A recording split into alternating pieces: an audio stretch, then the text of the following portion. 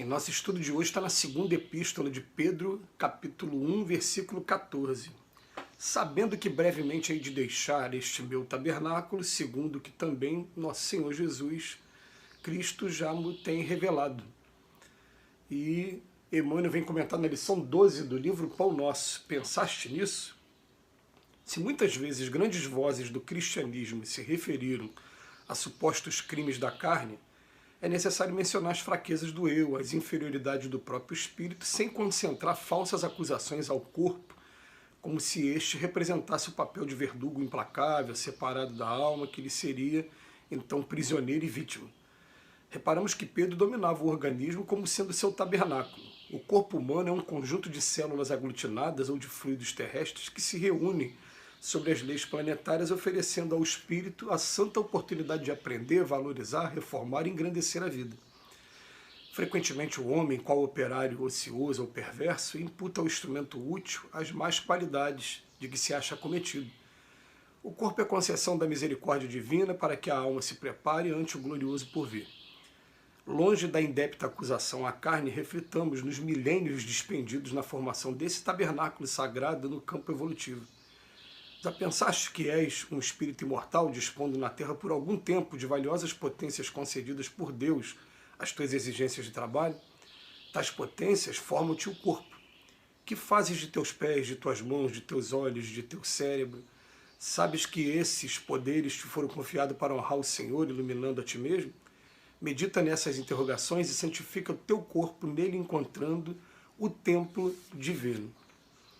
Muito boa a mensagem de hoje, que ela vem pegar, em primeiro lugar, uma passagenzinha da segunda epístola escrita pelo apóstolo Pedro, que está lá no final do Novo Testamento, um pouquinho antes do Apocalipse, e vem falar sobre, em primeiro lugar, o nosso corpo físico.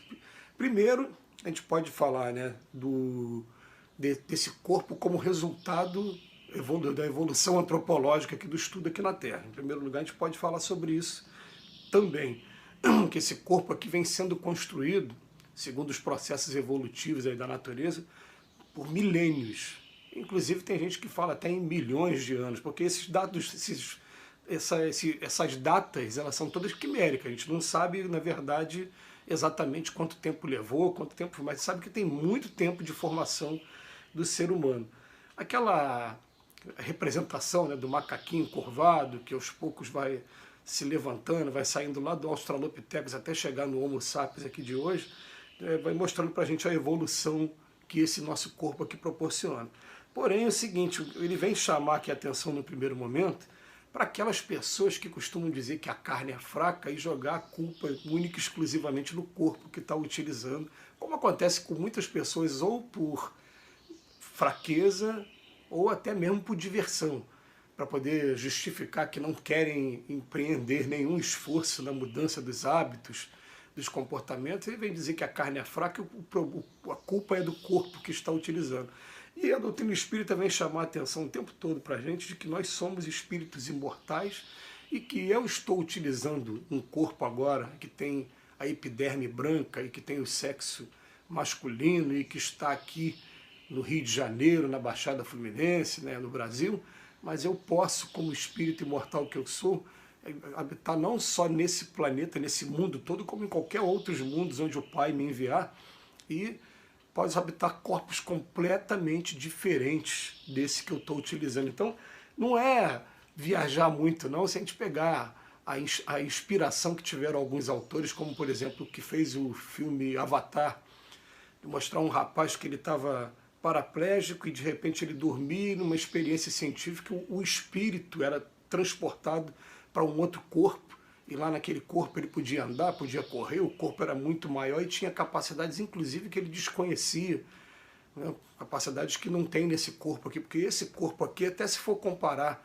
com outros corpos que a gente tem aqui na Terra, a gente vai ver esse corpo que não voa, esse corpo não tem os brônquios para poder resistir muito tempo debaixo da água, mesmo com trabalho de apneia maravilhoso, que alguns conseguem ficar aí de 5 minutos debaixo da água sem respirar, mas esse corpo aqui ele tem suas limitações e coloca a gente bem segregado num determinado local. Embora o nosso mundo seja muito grande, mas quando a gente compara com o universo, a gente está segregado, a gente está aqui preso, né? E, na verdade, esse corpo está oferecendo oportunidades maravilhosas para o espírito se desenvolver o tempo todo. Então a gente fica pensando assim, né? A gente tem umas brincadeiras que a gente faz quando a gente conversa sobre isso com o nosso grupo lá. A gente fala, às vezes o espírito é muito violento, o que é que ele faz com esse espírito? O espírito acaba vindo no corpo de mulher mais frágil e mais baixinha. Por isso que toda mulher baixinha é guerreira, fala muito, briga muito, brinca muito. Normalmente a regra costuma ser essa. Porque se fosse tirar aquele espírito ali e colocar num corpo de um homem forte, musculoso, e que tivesse poder para fazer as coisas, poderia ser bem complicado. Então acaba ficando num corpo de uma mulher frágil. A gente tem que começar a trabalhar essa possibilidade, né, da gente estar se colocando no lugar das pessoas. Se fosse eu que estivesse ali, ó, naquele corpo, naquela posição social, vivendo aquela situação, o que, que eu estaria aprendendo e desenvolvendo em mim como espírito, e o que que dentro da bagagem que eu já trago comigo evolutiva, eu poderia estar somando, né? Poderia estar colaborando para aquilo ali, para aquele momento que ele estava vivendo. Ou será que tem situações que, é claro, a gente estaria aqui pedindo pelo amor de Deus para que encerrasse a prova, porque a gente não está preparado para as provas ainda, mas a gente vai percebendo que esses grandes missionários, eles estão preparados para qualquer prova, eles vêm às vezes nos corpos mais humildes, nos corpos mais debilitados, e vêm mostrar, por exemplo, estou falando dele, estou olhando aqui para trás do Chico Xavier, né?